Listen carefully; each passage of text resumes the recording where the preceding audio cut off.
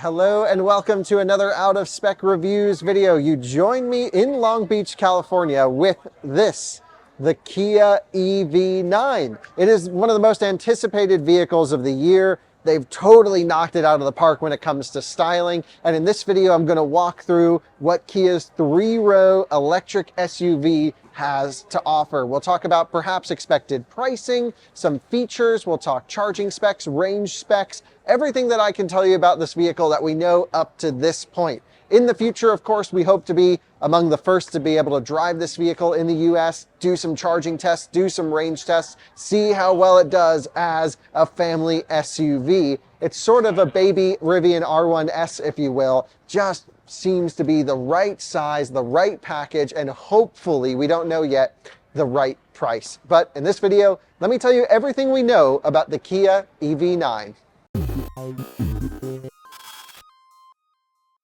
So before I take you on a tour of the full EV9, by the way, I just want to get show you this presence up front. The styling is really cool. You can see active louvers down here for the cooling. The whole front end design is quite rugged, really good looking, and the size is awesome. But one thing I really am loving so far is the lighting package on this. There's actually some really cool light up startup animations that you can choose from. So let's unlock the vehicle. Come on in here and you'll notice that the headlights do a little bit of startup, and even here in the bumper, look at this. Individual little lights all through here lighting up, and you can choose from, I don't know, 5 or 7 different startup animations, which is so really cool.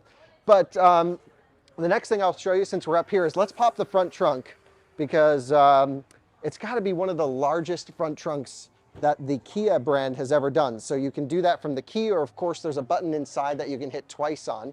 The hood is not automatic. But when you're in here, there's a pretty shallow opening actually, and a pretty shallow depth front trunk for this class of vehicle. But this is still way bigger than from what we've seen on EV6, Ioniq 5, GV60, all of which, by the way, share the same underpinnings of this vehicle. So your 12-volt access is still under here, just like we've seen from the others. Really, your only maintenance item as well, which is the washer fluid, is under here. To close the front trunk, you just kind of get it down here.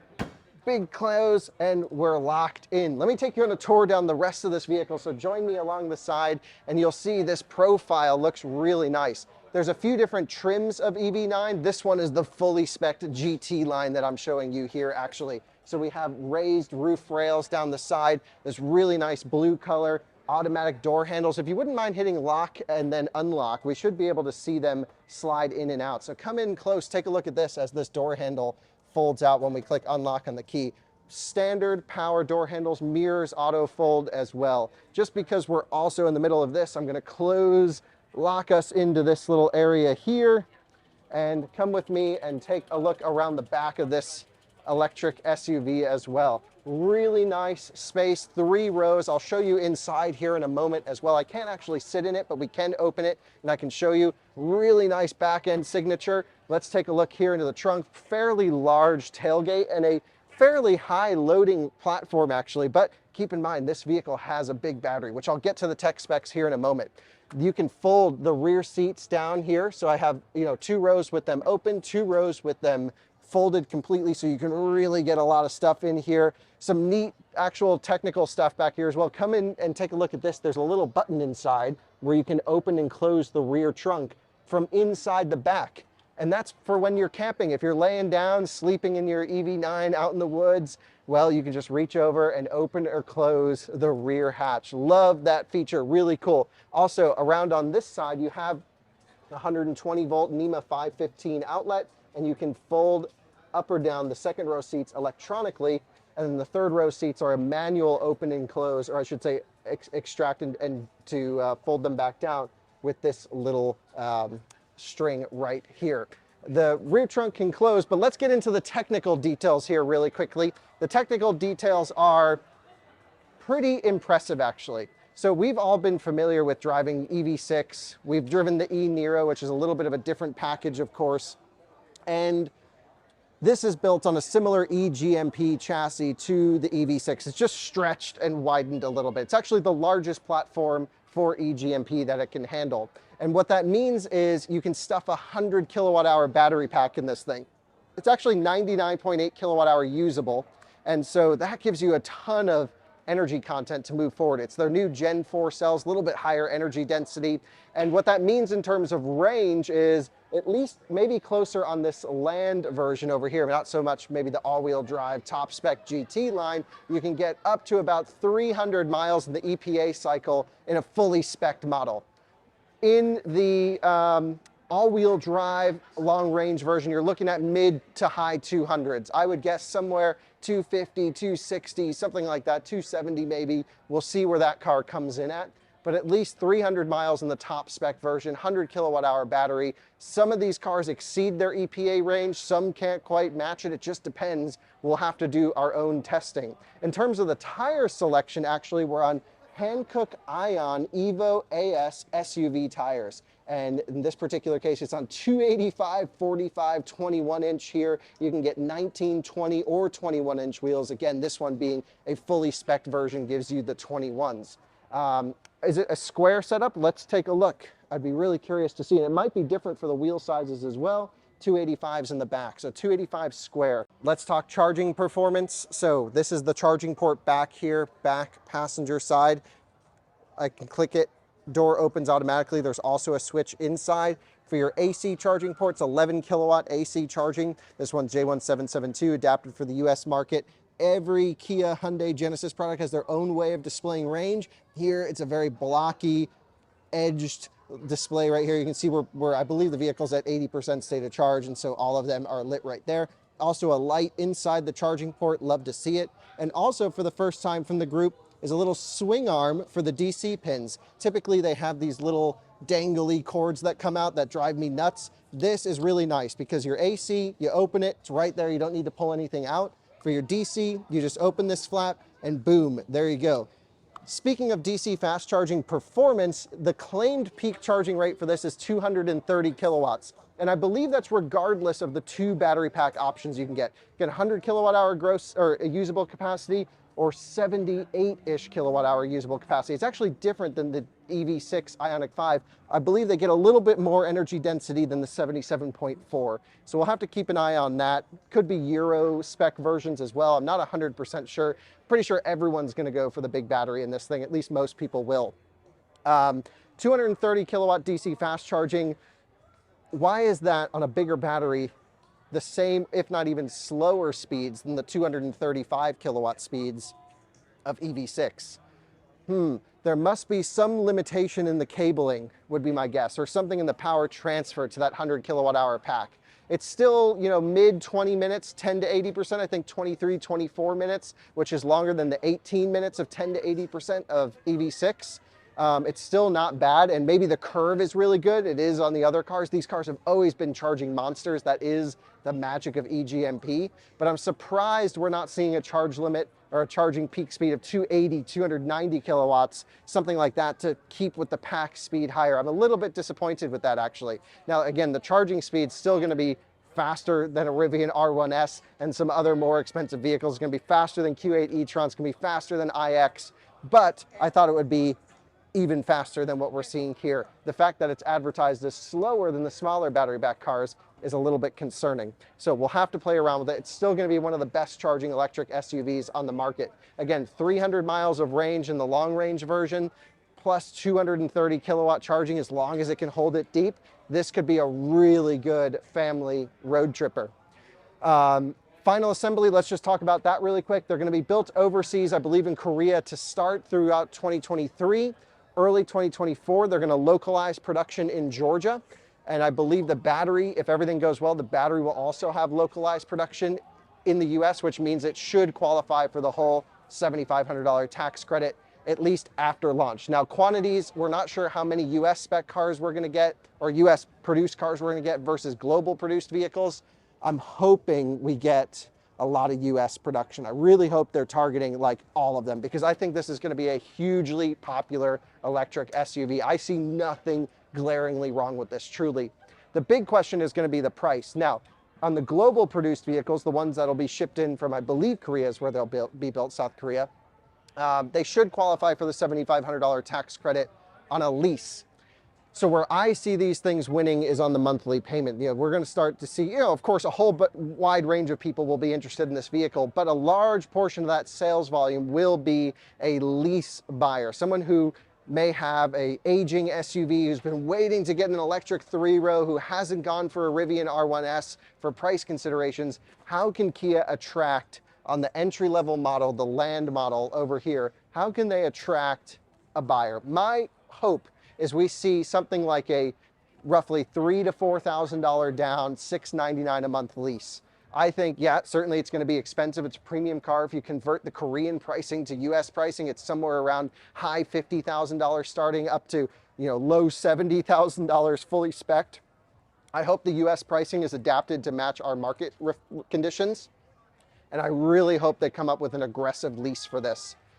So that will all be determined. Same with the charging programs. We know they work with Electrify America on EV6, and so we're going to start to see maybe announcements soon as to what they do with this vehicle to position it from a charging standpoint.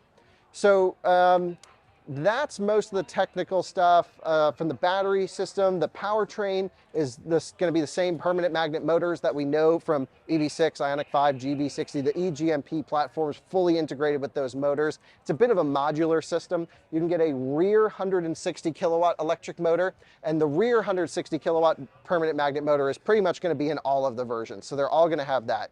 You can get just a rear wheel drive. That's going to give you the most range, but also kind of lackluster performance. We're talking 8 seconds, roughly 0 to 60 in that version.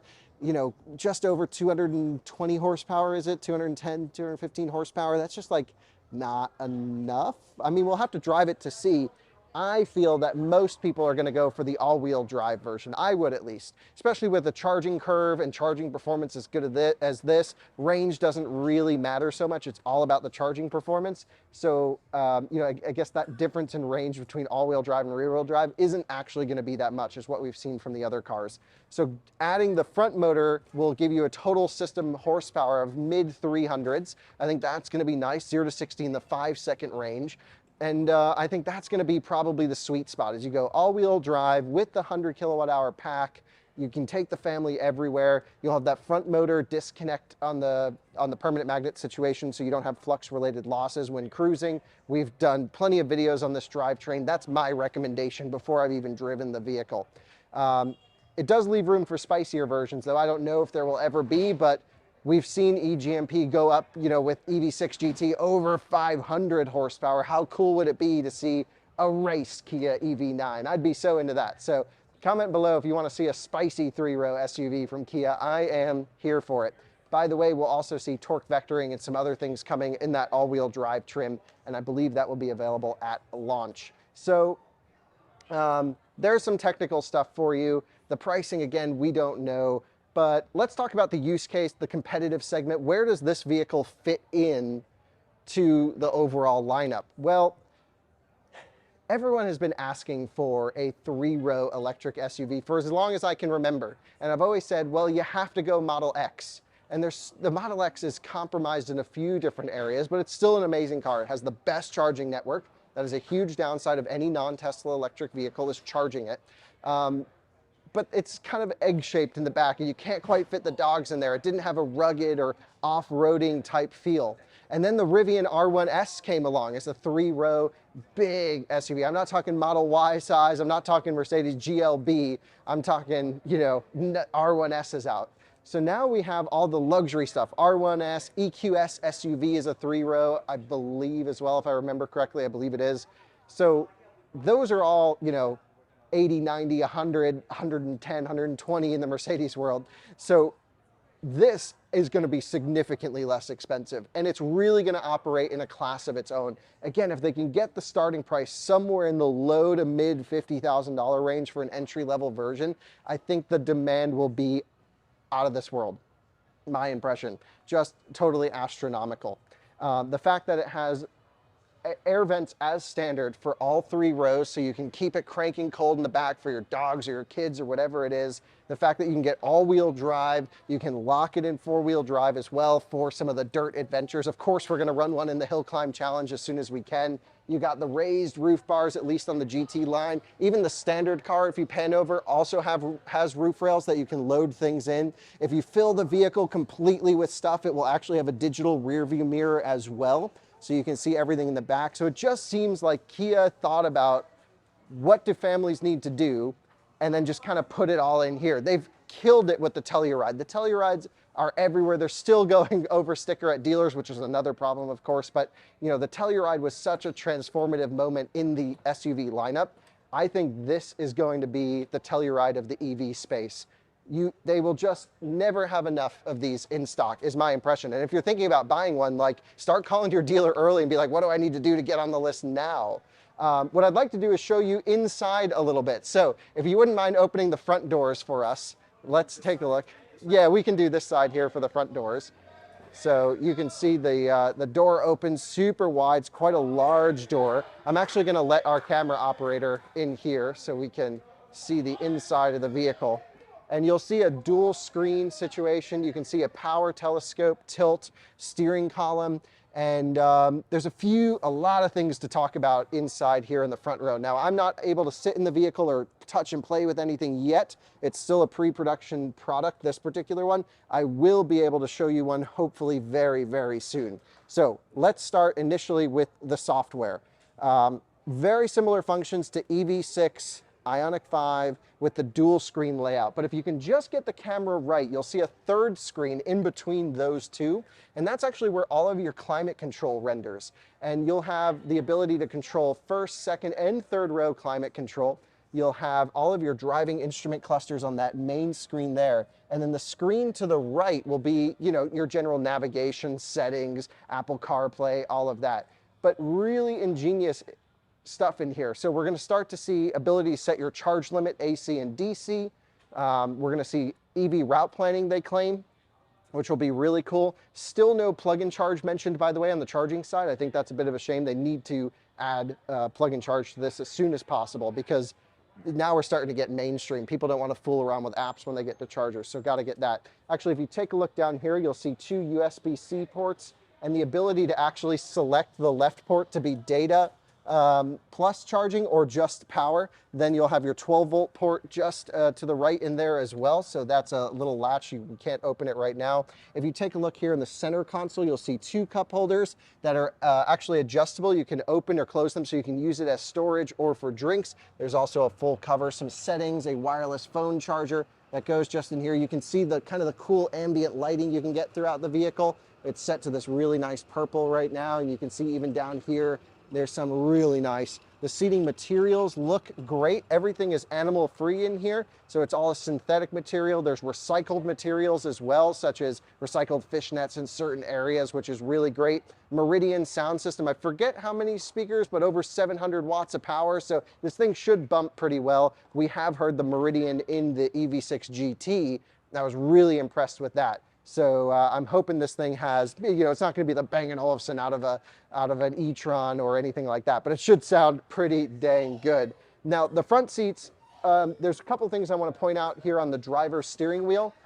There's some new driver assistance improvements as well. And so there's a new setting, which is that left on the left driver assistance menu, it has an A in the middle of it. So there's a new automated driving function of the vehicle, including LiDAR as well, which is on the front of it. It's an optional extra, but Highway Drive Assist 2 will be standard as well. So any EV9 that you get will do lane centering, lane changes, all of the safety blind spot stuff, really good. The full safety kit with no extra charge is great. Extra functionality for having eye tracking, LiDAR, some other things, that will all come as well. We'll have to wait and see how it's all packaged and priced. But I just love that they're going hardcore into driver assistance. And truly, HDA is one of my favorite systems out there. So watch our Hogback reviews. I've also offered some suggestions in those videos where I think they could be slightly improved in different areas just from a safety perspective. But the one last thing I want to leave you on, actually 2 things. The volume knob is front and center. It's a really nice scroll wheel right there. So you have it, you know, basically to mute, unmute, and change your volume right there in the center. And if you take a look at the seats, they are massaging, at least on the driver's side. They have the ergo motion with also a recline function, and they even have this extra bolster, so you can have this sort of nap position, if you will, when this comes up to bolster your legs. So let's open up the rear doors here. Inside the second row, huge rear door opening. Now, the vehicle globally is spec'd to have these sort of swiveling second row seats, which aren't coming to the US. I'm really sorry, guys, but it's just, we have some weird regulations in this country for lighting and some other things. And of course, second row seats swiveling is one of those. So unfortunately not able to come here. Speaking of this area, look at how large this third window is, by the way. So rear third row passengers are going to have, you know, almost a second row experience here. Now, the second row is all power operated, at least in this version, so they can raise and lower. And I actually lowered this side so you can see just how flat the loading floor is. But at least in the third row, you have USB-C. If you look up here in the ceiling as well, you'll see those air vents in the roof, very Tahoe Suburban-like. So I think this is going to be great. And actually, I think a much better ventilation system than what we've seen in the Rivian R1S, which has been a bit of a problem for the third row. If you guys pan around and just go in through this second door right over here, I will talk you through the second row. Now, this one is the 6-seater. You can, of course, get a 7-seat option as well. And they also are fully powered, so they will power up and move forward. I can't actually show you that right now. All I can say is I hope they're fast enough, because they really need to work on speed of entry. Otherwise, having a manual seat that you can just slide forward to get in the back will work better. They also have that sort of leg extension. You can almost fold these things flat for like a executive second row experience. Big juicy grab handles up here and right here to get it, you know, easier entry exit. And by the way, heated and cooled second row seats, just epic stuff right here. USB-C ports are everywhere, which is amazing. So just like we've seen in other Kias, if you look back over this way, in the back of the seats, you'll have USB-C ports. I'm guessing some storage of this console that can actually almost looks like it folds out here. We'll have to wait until we play around with it, but you can see dual sunroofs as well. So the whole second and third row actually have a bigger sunroof than the front row does. And all of your climate controls are just up here in this roof mounted solution between these two vents. So truly the second row can set their own temperature that they want. Plus, I think it's good to give kids some buttons to hit because it's kind of fun. Up in the front row, one last thing I wanted to mention about interacting with this screen. If you pan over and look at that instrument cluster, you'll notice most of the controls that you would expect are actually grayed out. And I'm talking specifically in this area. When you turn the vehicle on, which I can't show you right now, there's haptic functions here for your navigation entry, for your home. And so that will all be integrated here into this bar. We'll have to wait to see how nicely integrated it is in terms of touching and feeling, but I think that's great. The one weird thing and the one suggestion I would offer Kia that kind of isn't great is actually the shifter and the start button. This start button for the whole vehicle is just in here behind the steering wheel. Your shifter is right here. It's very ID4 style. You crank it forwards for drive, pull it back for reverse.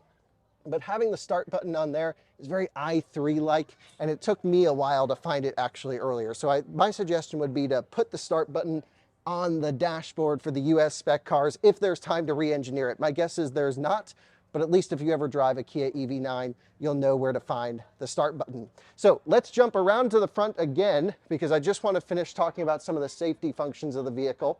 And we'll wait for our camera operator to squeeze through the whole, man, we got this thing fully opened up and it looks cool. The size is great. It's a big vehicle. It's really got some presence. I'll actually open up the gate here for you, Alyssa, so you can pop out.